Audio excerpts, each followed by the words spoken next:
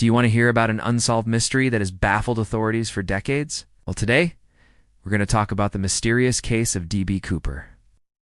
On November 24th, 1971, a man who would come to be known as D.B. Cooper boarded a flight from Portland to Seattle. He paid for his ticket in cash, and when he boarded the plane, he sat down and ordered a beer. He told the flight attendant that his name was Dan Cooper, even though his actual name was D.B. Cooper. That little white lie is what started this whole crazy mystery.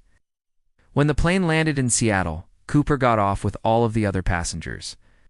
But shortly after takeoff, a flight attendant noticed that one of the passengers hadn't put their seatbelt back on. When she went to check on him, she realized that the man had vanished. Now, this was strange, but it wasn't impossible that someone would just fall asleep and forget to buckle their seatbelt. So she decided to just let it go. However, when the plane landed in Seattle, it was discovered that D.B. Cooper had also disappeared. And to make matters even stranger, it was also discovered that there was a hole in the roof of the plane big enough for someone to crawl through. It looked like Cooper had used a knife to cut open the metal roof of the plane while they were flying over Washington state. Authorities immediately began searching for Cooper, but he was nowhere to be found. They did, however, find a small amount of money on the plane that they believed was his.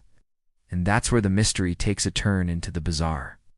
You see, when they searched Cooper's hotel room, they found a ransom note demanding $200,000 in cash and 4 parachutes. The FBI took this very seriously, but as time went on, they began to realize that something didn't add up. For one thing, Cooper had only paid for a one-way ticket, and he was carrying very little luggage. This made it seem unlikely that he had the strength to carry out such a daring escape. To make things even more confusing, witnesses reported seeing a man matching Cooper's description at various locations around the country in the weeks and months following his disappearance. Some people even claimed to have seen him as late as 2001. So what really happened to D.B. Cooper? Well, the truth is, we may never know.